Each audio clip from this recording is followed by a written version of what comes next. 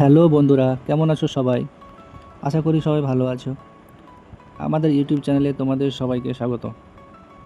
আজকে তোমাদের জন্য নিয়ে এসেছি রসালো টাইপের দেশি মুরগির মাংস। বন্ধুরা, কি আর বলবো, দেখতে যেমন তেমনই খেতে, একেবারে মাখনের মতো। তাহলে বন্ধুরা, খুব বকবক করলাম, আর সময় নষ্ট না করে চলুন শুরু করা যাক। বন্ধুরা, এই সুস্বাদু রসালো চিকেন কারি বানানোর জন্য প্রথমেই আমরা পেঁয়াজ মিডিয়াম আকারে কেটে নেব। বন্ধুরা, এবার কাঁচা লঙ্কাগুলোকেও লম্বালম্বিভাবে কেটে নেব। বন্ধুরা, কাঁচা লঙ্কার ঝাল আর গন্ধ দুটোই দেশি মুরগির মাংসকে আরও সুগন্ধিত করে, সুস্বাদু করে তোলে। বন্ধুরা, এখানে ঝাল বললাম বলে ভয় পাবেন না, এখানে লুজ মোশন হওয়ার কোনো চিন্তা নেই। কাঁচা লঙ্কার ঝালে পেট খারাপ খুব কমই হয়ে থাকে। বন্ধুরা, এবার টমেটোগুলোকেও ছোটো ছোটো করে কুচি কুচি করে কেটে নেব। দেশি মুরগির মাংসে টমেটোর খুব একটা প্রয়োজন না থাকলেও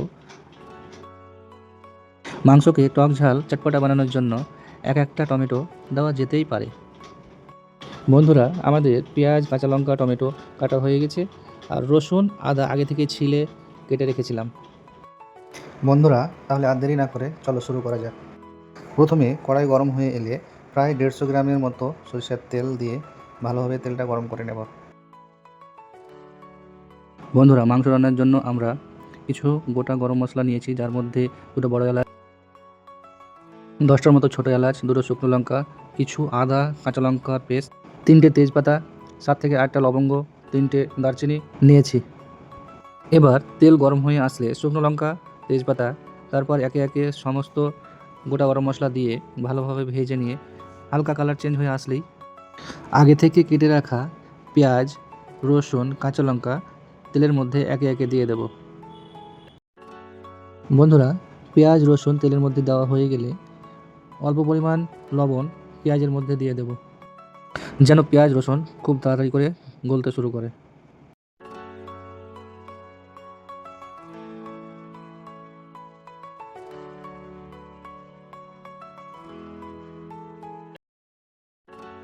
বন্ধুরা, পেঁয়াজ রসুন গলে কালার চেঞ্জ হতে শুরু করলে কড়াইয়ের মধ্যে মাংস দিয়ে দেব। এবার মাংস দেওয়া হয়ে গেলে মাংসের মধ্যে আদা রসুন কাঁচা লঙ্কার পেস্ট দিয়ে ভালোভাবে নেড়ে নেড়ে কষতে থাকতে হবে। এবার হলুদ গুঁড়ো লঙ্কা গুঁড়ো দিয়ে দেব। তারপর চামচ দিয়ে ভালোভাবে নেড়ে নেড়ে মাংসের সাথে মিক্স করে নেব।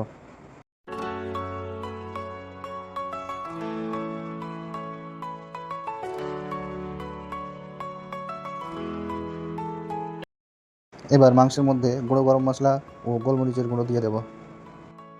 এবার মাংস ভালোভাবে নেড়ে নেড়ে মশলা মিক্স করা হয়ে গেলে কড়াইটাকে ঢাকনা দিয়ে ঢেকে দেব।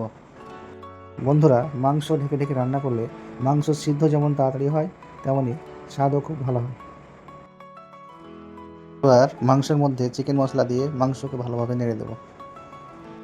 এভাবে বেশ কয়েকবার ঢাকনা দিয়ে ঢেকে ঢেকে মাংসকে কষতে থাকতে হবে।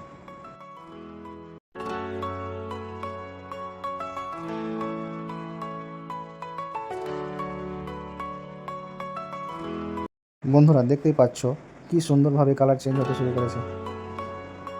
বন্ধুরা, মাংসকে এইভাবে ঢেকে ঢেকে ধৈর্য সহকারে রান্না করলে মাংস দেখতে তো ভালো হবেই, সাথে মাংস খেতেও সুস্বাদু হবে। মাংস ভালোভাবে নেড়ে দিয়ে আরও একবার ঢাকনা দিয়ে ঢেকে দেব।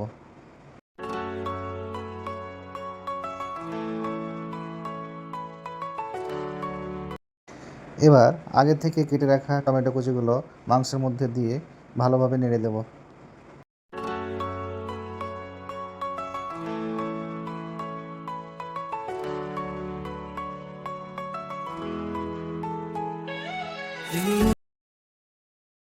বন্ধুরা, আমাদের মাংস প্রায় 80% কষা হয়ে গেছে।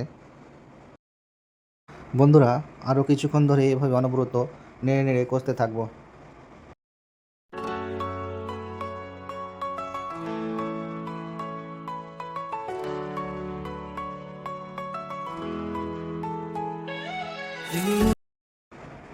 কি দারুণ লাগছে বন্ধুরা, দেখেই বুঝতে পারছেন কি না স্বাদ হতে পারে। মাংস না, যেন অমৃত। এক পিস খেলেই স্বর্গে। বিশ্বাস না হলে এভাবে একবার বানিয়ে দেখবেন। বন্ধুরা, আজকে আমরা কারি বানাবো, তাই জল দেব, কিন্তু কেউ যদি এভাবে কষা কষা খেতে চায় সে খেতেও পারে, এভাবেও খুব সুন্দর লাগবে খেতে। বন্ধুরা, মাংস কষা প্রায় শেষ হয়ে গেল। এবার কারি বানানোর জন্য মাংসে প্রয়োজন মতো জল দিয়ে দেব। মাংসে জল দেওয়া হয়ে গেলেও আমরা কিন্তু সরাসরি এখন মাংস নাড়াচাড়া করব না। জল ভালোভাবে ফুটে উঠলে তারপর মাংস ভালোভাবে নেড়ে জলের সাথে মিক্স করে দেবো।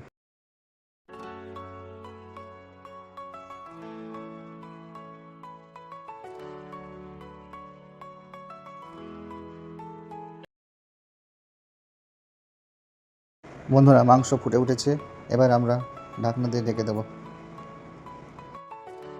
বন্ধুরা, মাংসের কি কালারটাই না এসেছে, দেখেন একবার কত সুন্দর লাগছে। খাবো আর কি বন্ধুরা, দেখেই তো পেট ভরে গেল। আহা, কি লাগছে বন্ধুরা, মাংস প্রায় হয়ে এসেছে।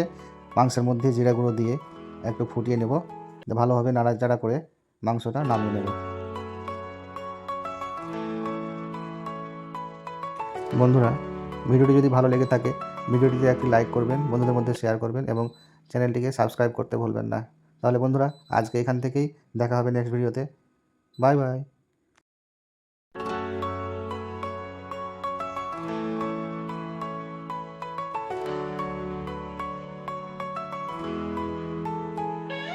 आँखों की गहराई में खो जाऊं, तेरे होठों की मुस्कान में समा जाऊं, दिल की हर धड़कन में बस तेरा नाम हो, हर शाम मेरी बस तेरे साथ हो।